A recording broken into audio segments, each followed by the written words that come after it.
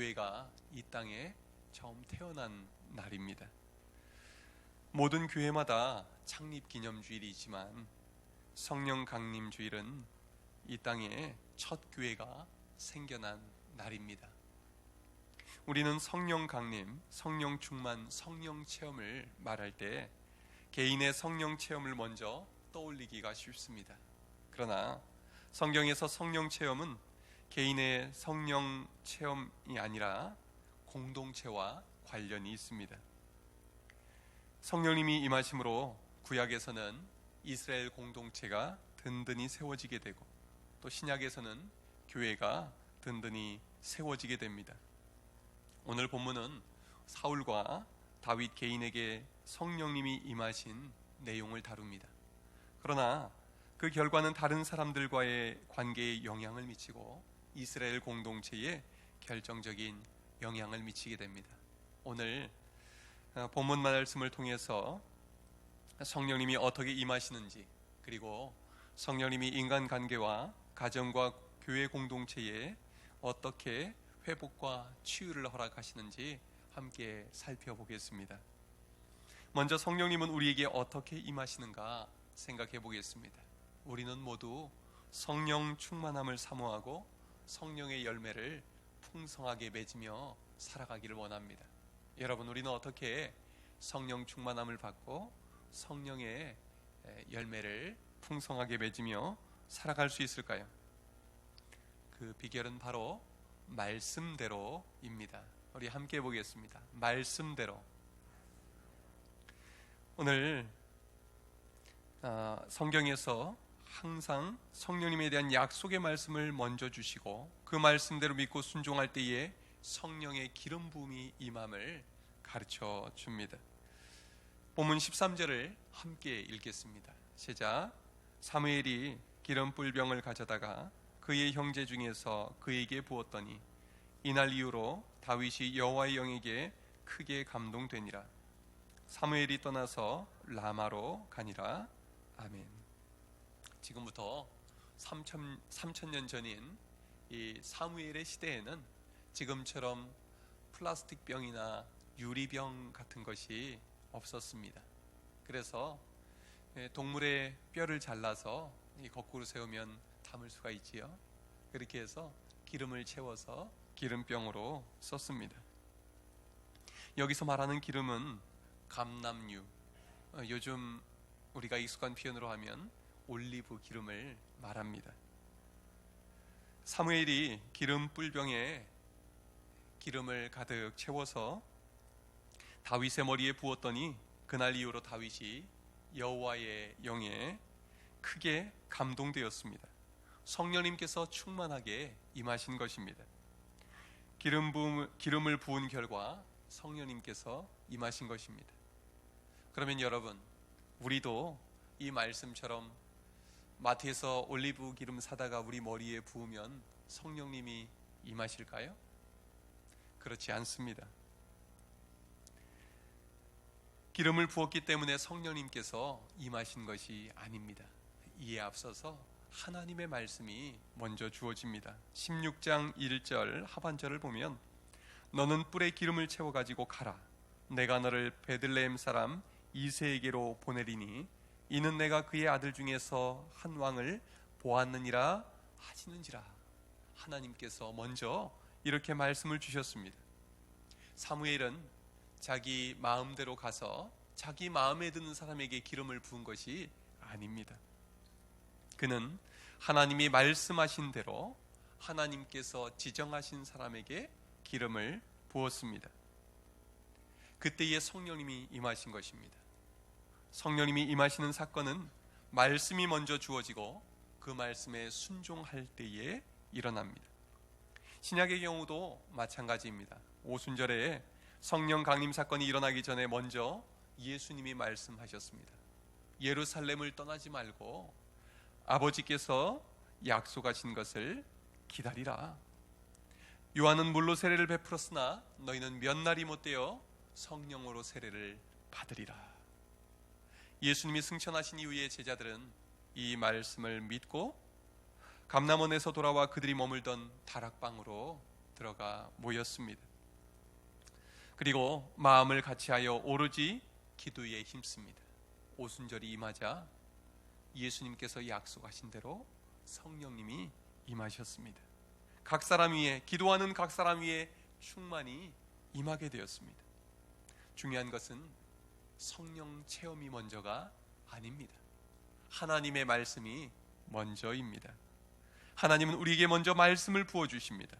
예수님은 제자들에게 누가복음 11장 9절에서 13절에서 이렇게 말씀합니다. 구하라 그러면 너희에게 주실 것이요, 찾으라 그러면 찾아낼 것이요, 문을 두드리라 그러면 너희에게 열릴 것이니 구하는 이마다 받을 것이요, 찾는 이는 찾아낼 것이요, 두드리는 이에게는 열릴 것이니라 말씀합니다. 무엇을 구하고 찾고 두드리라는 것입니까? 그 뒤에 이렇게 말씀하십니다. 너희가 악할지라도 좋은 것을 자식에게 줄 줄 알거든 하물며 너희 하늘아버지께서 구하는 자에게 성령을 주시지 않겠느냐. 예수님은 제자들에게 꼭 주시고 싶은 선물이 있었습니다. 바로 성령님을 받는 것입니다.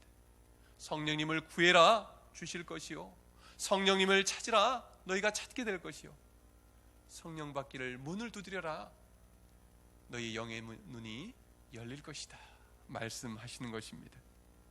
여러분, 성령 충만함 받기를 원하십니까? 그렇다면 먼저 말씀으로 충만케 되시기를 바랍니다. 말씀이 있는 곳에 성령님이 역사하시고 성령님이 계신 곳에서 말씀의 역사가 나타납니다. 말씀을 사모하고 말씀 안에 거하는 것 자체가 성령 안에 거하는 것입니다. 여러분, 말씀 안에 거하십시오. 성령 충만하게 될 줄로 믿습니다. 두 번째로, 성령님이 임하시면 성령 받은 그 사람에게는 어떤 일이 일어날까요? 변하여 새 사람이 됩니다. 함께 해보시겠습니까? 변하여 새롭게. 우리 13절 상반절의 말씀을 다시 한번 읽겠습니다. 시작.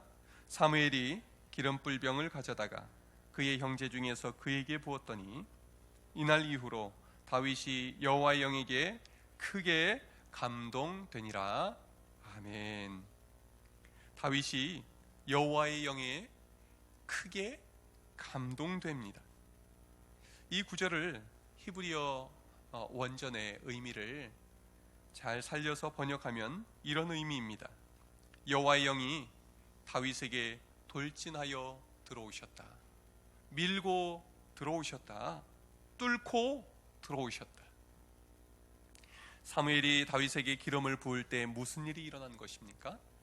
여호와의 영이, 성령님이 그에게 강권적으로 임하셨습니다. 그의 내면 깊숙이 들어오셨습니다. 성령님은 다윗의 존재의 중심부로 들어오셨습니다. 성령님이 임하시는 방식이 일방적인 느낌이 듭니다. 우리는 성령님이 인격적인 분이시라고 알고 있는데 일방적으로 임하셨다는 말씀이 이해하기 어려울 수 있습니다. 여기서 말씀하시고자 하는 것은 성령님의 주권입니다. 성령님은 우리에게 오실 때 손님으로 오기를 원하지 않으십니다. 우리의 주인으로 임하십니다. 성령님은 우리가 오라 하면 오고 가라 하면 가는 그런 분이 아닙니다. 그래서 요한복음 3장 8절에서는 이렇게 말씀합니다. 바람이 임의로 불매 내가 그 소리는 들어도 어디서 와서 어디로 가는지 알지 못하나니 성령으로 난 사람은 다 그러하니라. 성령님은 우리가 조정하거나 통제할 수 있는 분이 아닙니다. 반대로 성령님께서 우리를 조정하시고 통제하실 수 있을 뿐입니다. 우리가 성령님을 통제할 수 있다면 어떻게 될까요? 우리는 그리스도 안에서 새로운 피조물이 될 수 없습니다. 왜 그럴까요? 우리가 성령님을 통제할 수 있다면 우리 마음에 드는 부분은 받아들이고 우리 마음에 들지 않는 부분은 거절할 것이기 때문입니다. 그러나 성령님은 우리를 완전히 변화시키기를 원하십니다. 물이 변하여 포도주로 변화되는 것처럼 성령님은 죄인인 우리를 의인으로 바꾸길 원하시는 것입니다. 불순종의 자녀들을 순종의 자녀로 바뀌길 원하시는 것입니다. 사단에게 속해 있던 우리들을 하나님께 속한 하나님의 백성, 하나님의 자녀로 바꾸기를 원하시는 것입니다. 그래서 성령님의 임재는 우리가 거부할 수 없는 방식으로 임합니다. 강권적으로 임하십니다. 사울의 경우에도 성령님이 임하시니 그가 예언을 하게 됩니다. 자기가 자발적으로 하고 싶은 말을 한 것이 아니라 자기 의사와 상관없이 자기 입에서 예언이 터져나왔습니다. 신약의 초대교회에서도 제자들이 성령 충만함을 받자 방언이 터졌습니다. 방언이 터지면 내 혀가 나의 통제를 받지 못합니다. 성령님이 내 혀를 통제하십니다. 그래서 내가 한 번도 배운 적이 없는 말로 기도할 수 있게 되는 것입니다. 방언은 우리의 주인이 바뀌었다는 것을 외적으로 보여주는 표지 중에 하나입니다. 그동안은 내가 내 삶의 주인 노릇하며 살아왔지만 성령님이 우리 안에 임하시면 하나님이 주인이 되시는 것입니다. 그래서 우리의 생각이 바뀌고 감정이 바뀌고 우리의 말이 바뀌게 되는 것입니다. 또한 우리의 삶이 바뀌고 우리의 행동이 바뀌게 되는 것입니다. 그래서 성령 충만함을 받은 사람은 그 이전과 전혀 다른 사람이 되는 것입니다. 그래서 사무엘상 10장 6절 말씀에서 사무엘이 사울에게 이렇게 말합니다. 내게는 여호와의 영이 크게 임하리니 너도 그들과 함께 예언을 하고 변하여 새 사람이 되리라. 변하여 새 사람이 되리라. 이것이 성령 받은 사람에게 일어나는 참된 변화입니다. 새 사람이 된다는 것은 구체적으로 무엇을 의미합니까? 그것은 바로 하나님과의 관계 회복을 말합니다. 성경에서 하나님과의 관계 회복은 하나님의 말씀에 대한 반응이 바뀌는 것을 말합니다. 성령님이 임하시면 하나님의 말씀을 듣지 못하던 사람이 하나님의 말씀을 알아듣게 됩니다. 그리고 그 말씀이 믿어집니다. 그리고 그 말씀에 순종하는 삶을 살 수 있게 됩니다. 그러므로 성령 충만한 사람인지 아닌지 구별할 수 있는 가장 중요한 증거는 하나님의 말씀에 우리가 어떻게 반응하는지를 보면 알 수 있습니다. 하나님의 말씀을 가까이 하는지 그렇지 못한지, 또 하나님의 말씀을 알고 믿되 그 말씀에 순종하기를 기뻐하는지 그렇지 않은지 우리 자신을 돌아볼 수 있길 바랍니다. 여러분은 성령 충만한 사람입니까? 그렇지 않습니까? 오늘 본문에 나오는 사울과 다윗 모두에게 성령님이 임하셨습니다. 그래서 그들은 새 마음을 받게 됐습니다. 하나님의 말씀에 귀를 기울이게 되었고 또 하나님의 말씀에 순종하는 삶을 살게 되었습니다. 그런데 이 두 사람의 인생의 결말은 달랐습니다. 사울은 잠시 하나님께 순종하다가 그 다음부터는 불순종하는 길로 나아갔습니다. 그는 더 이상 하나님의 말씀에 귀를 기울이지 않았습니다. 하나님의 말씀을 버리고 자기 뜻대로 고집하며 살다가 하나님께도 버림을 받습니다. 사울은 성령님이 임재하신 초반에만 하나님께 순종했고 이후로는 하나님의 말씀에 불순종하는 삶을 살아갔던 것입니다. 그는 성령 받고 변하여 새 사람이 되지 못했습니다. 그는 결국 성령 받기 이전의 삶으로 돌아가고 말았습니다. 그러나 다윗은 어떻습니까? 성령님이 임하신 이후에 계속해서 성령의 인도하심을 따라갑니다. 하나님의 말씀에 순종하는 삶을 선택합니다. 그는 전쟁터에 나가서도 끊임없이 하나님께 묻습니다. 가라 하시면 가고 멈추라 하시면 멈춥니다. 공격하라 하시면 공격하고 기다리라 하시면 기다립니다. 그러니 그가 가는 곳에서는 언제나 승리의 소식이 전해져 왔던 것입니다. 다윗은 심지어 우리아의 아내 밧세바를 범하고 나단 선지자의 책망을 들었을 때도 하나님 앞에 엎드려 회개합니다. 그의 대표적인 참회시가 시편 51편입니다. 그는 이렇게 기도합니다. 하나님이여, 내 속에 정한 마음을 창조하시고 내 안에 정직한 영을 새롭게 하소서. 나를 주 앞에서 쫓아내지 마시며 주의 성령을 내게서 거두지 마소서. 주의 구원의 즐거움을 내게 회복시켜 주시고 자원하는 심령을 주사 나를 붙드소서.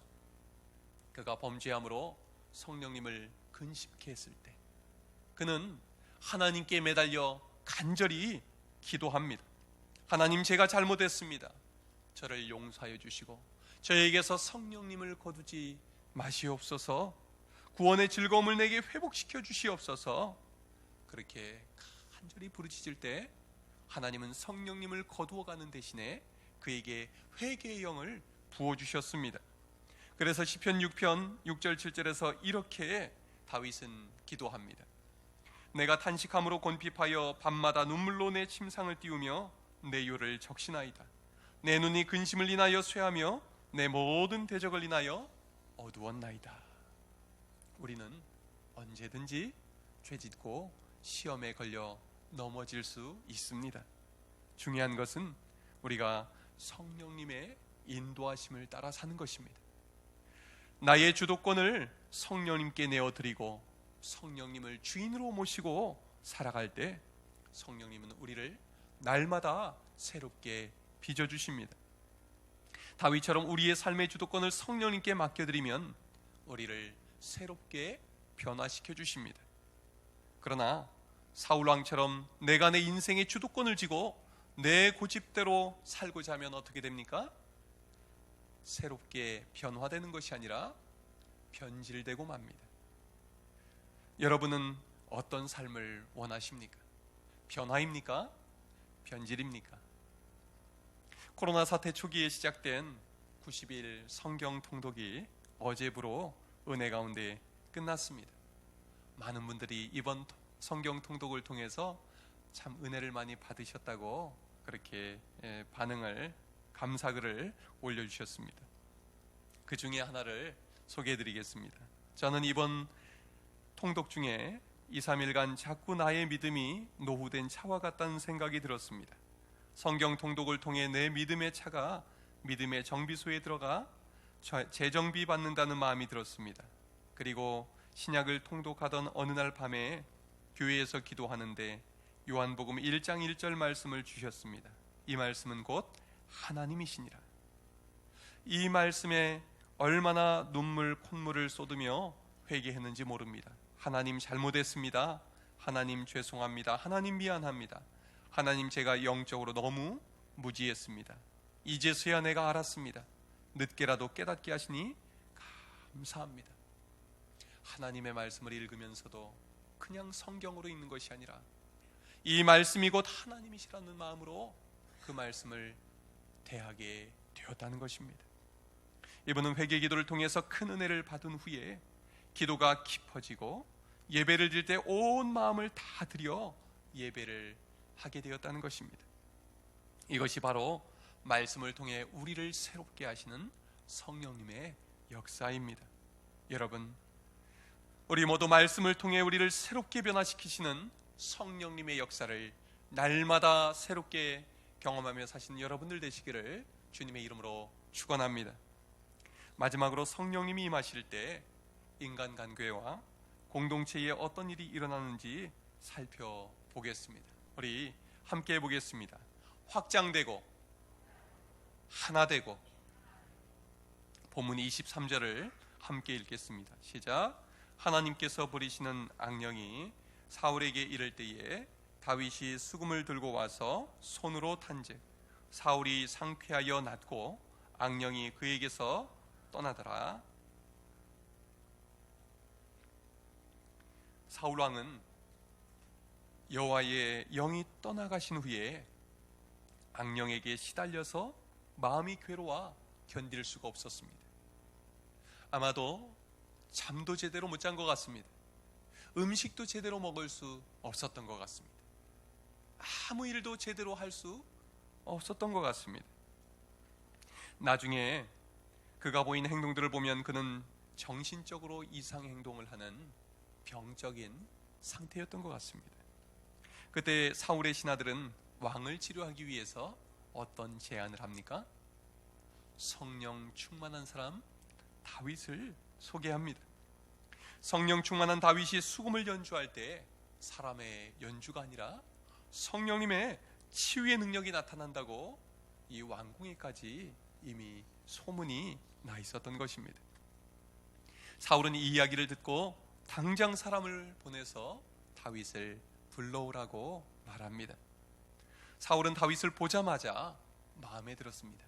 그래서 21절에서 사울이 그를 총애하여 곁에 두고 무기 듣는 자로 삼았다고 합니다. 무기 듣는 자는 경호원을 말합니다. 최측근을 말하는 것이죠.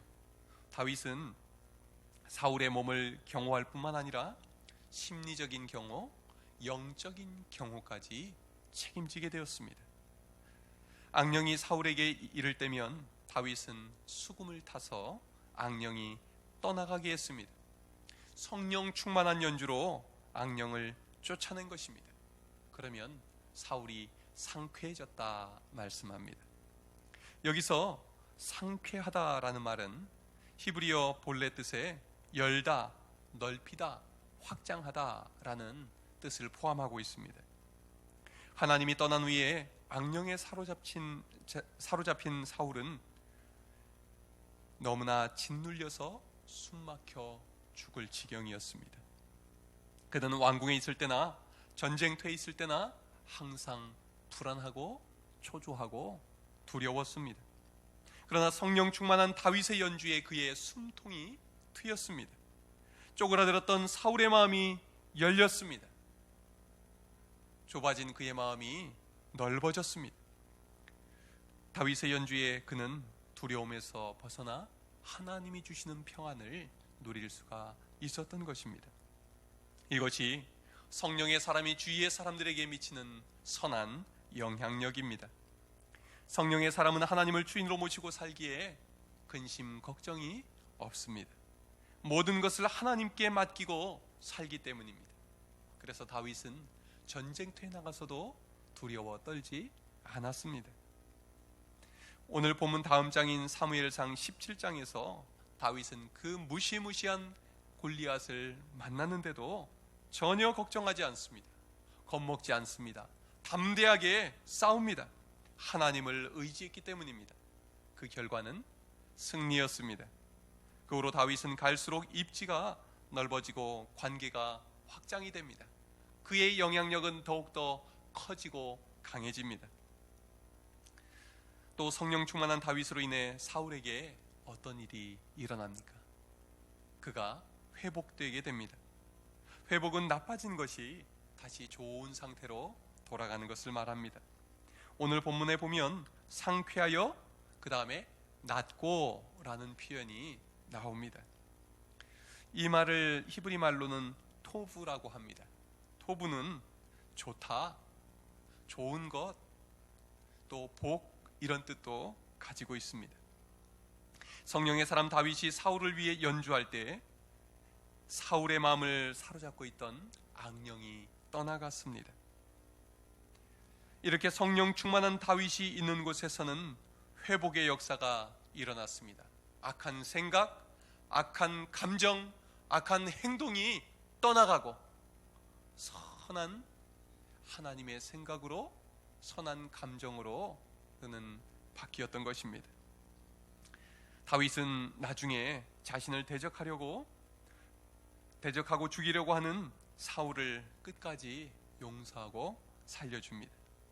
또한 다윗은 온갖 원통하고 힘없는 자들이 모여들었을 때 그들을 다 받아주고 회복시켜 줍니다. 그가 사울에게 쫓겨 광야에서 도피 생활할 때 일어났던 일입니다.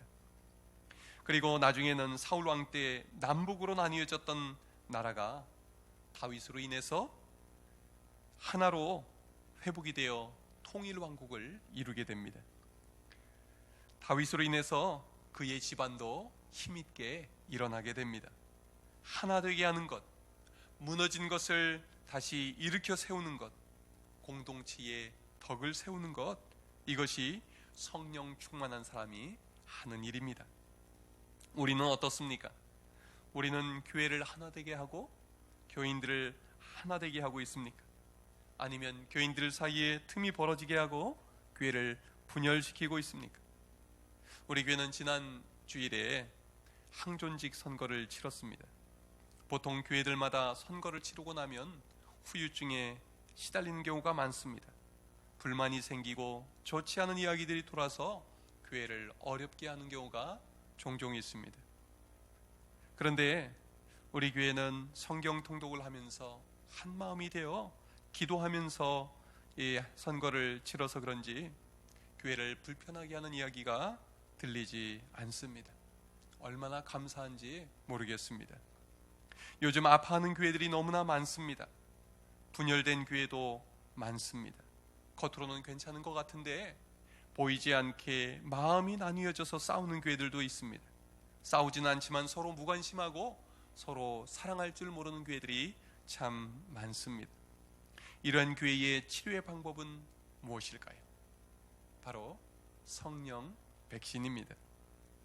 에베소서 4장 1절부터 3절에서는 너희가 부르심을 받은 일에 합당하게 행하여 모든 겸손과 온유로 하고 오래 참음으로 사랑 가운데서 서로 용납하고 평안에 매는 줄로 성령이 하나 되게 하신 것을 힘써 지키라 말씀하십니다. 성령님은 교회를 하나 되게 하십니다. 성령님은 우리의 가정을 하나 되게 하십니다. 성령님은 하나 되게 하시는 영이시기 때문입니다. 이번 통독을 마치면서 또 소감문을 남겨주신 분들이 여러분들 계셨는데 몇 가지만 소개하겠습니다. 어려운 시기에 말씀 앞에 모이게 하시고 함께하는 은혜를 누리게 하시니 감사합니다. 또 이런 분도 있습니다. 지금까지 90일 성경 통독을 하면서 혼자 성경 읽을 때와 다른 느낌을 받았습니다. 앞으로 우리 교회가 합력하여 선을 이루어 나가는 단합된 교회로 발돋움할 것을 믿습니다. 더욱 하나님을 경외하는 마음을 가지게 됨을 하나님께 감사하며 영광 올려드립니다. 또 이런 분도 있습니다. 참 염려되고 걱정된 시간에 하나님 아버지의 말씀을 듣고 읽으며 위로와 평강을 주시고 하나님의 은혜로 안전하도록 온 교우들을 지켜주심을 감사드립니다. 우리 교회 교역자들과 성도들이 말씀으로 하나님의 은혜로 하나 되는 시간이었습니다. 여러분, 성령님은 말씀 가운데 임하셔서 우리를 새롭게 변화시켜 주십니다. 성령님이 이끄시는 교회는 온 교인이 하나가 됩니다. 그리고 갈수록 위축되는 것이 아니라 점점 더 확장되고 넓어집니다. 인생을 변화시키시고 가정을 회복시키시고 교회를 든든히 세워주시는 성령님의 은혜가 여러분들에게 충만하시기를 주님의 이름으로 축원합니다. 기도하겠습니다.